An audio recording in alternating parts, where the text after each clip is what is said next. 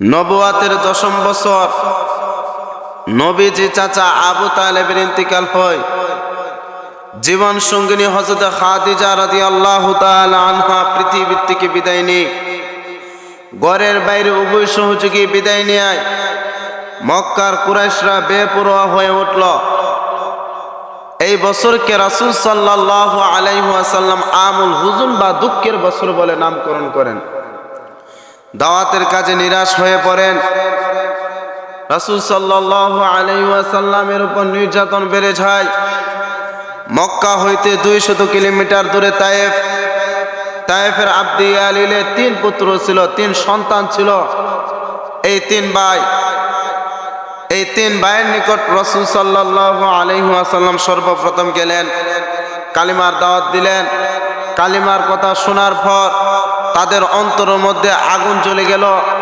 এক ভাই বলল, আল্লাহ যদি তোমাকে সত্যি নবী বানিয়ে থাকে তাহলে কাবা শরীফ ভেঙে পড়তে বেশি দিন লাগবে না।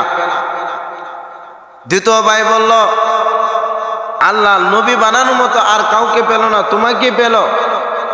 তৃতীয় ভাই বলল, আমি তোমার সঙ্গে কোনো কথা বলবো না, সত্যি যদি তুমি নবী হয়ে থাকো তবে তোমার সঙ্গে কথা বললে বেয়াদবি হবে, আর যদি তুমি নবী না হয়ে থাকো আমি মৃত্যুকে সাথে কোনো ধোঁকাবাজির সাথে আমি কথা বলবো না, এটা আমার রুচি বিরুদ্ধ কাজ।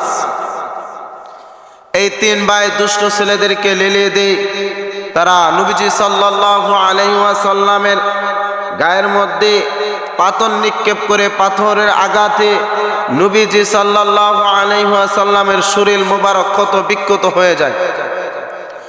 এক জায়গায় এসে আল্লাহর হাবিব অবস্থান নিলেন, দোয়া করলেন, দোয়া কবুল হয়ে গেল। হযরত জিবরাইল আলাইহিস সালাম আগমন করলেন, এসে বললেন, ইয়া রাসূলুল্লাহ, আপনার তো অনেক বড় ক্ষতি হয়ে গেছে।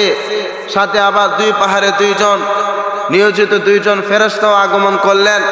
এসে বললেন, ইয়া রাসূলুল্লাহ, আপনি শুধু ইঙ্গিত করুন, আপনি শুধু হুকুম করুন, আমরা এই তায়েফবাসীদেরকে আমরা ধ্বংস করে দিব। 2 পাহাড়ের মাঝে ফেলে এদেরকে পিষে ফেলে আমরা তাদেরকে দুনিয়ার থেকে চির বিদায় করে দিব। রহমতের নবী, আমার আপনার নবী এই পৃথিবীর জন্য রহমত। আমার আপনার নবী মুমিনের জন্য রহমত। আমার আপনার নবী দুশমনের জন্য রহমত। আমার আপনার নবী বেদিনের জন্য রহমত, রহমাতাল লিল আলামিন। নবীজি বললেন, আল্লাহুম্মা হদি কওমি ফাইন্নাহুম লা ইয়ালামুন, আল্লাহুম্মা হদি কওমি ফাইন্নাহুম লা ইয়ালামুন। আল্লাহ, আপনি আমার কওমকে হেদায়েত দান করুন। আমার কওম তারা আমাকে চিনতে পারে নাই, আমি যে শেষ নবী তারা আমাকে চিনতে পারে নাই। এই ঘটনা, এই তায়েফের ঘটনা কোনো পুরানো ইতিহাসের পাতায় উল্লেখ করা কোনো ঘটনা নয়।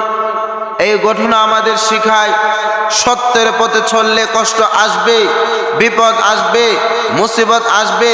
এই বিপদে ধৈর্য ধারণ করতে হবে। আজ আমরা ভালো কাজ করতে গেলে কষ্ট পাই। এই কষ্ট পাওয়াটা নতুন কিছু না। হক কথা বলা এটা নতুন, হক কথা বলতে গেলে কষ্ট পাওয়া এটা নতুন কিছু না, এটা পুরাতন। রাসূল সাল্লাল্লাহু আলাইহি ওয়াসাল্লাম কষ্ট পেয়েছেন, সেই জায়গায় আমি আর আপনি তো কিছুই না। রাসূল সাল্লাল্লাহু আলাইহি ওয়াসাল্লাম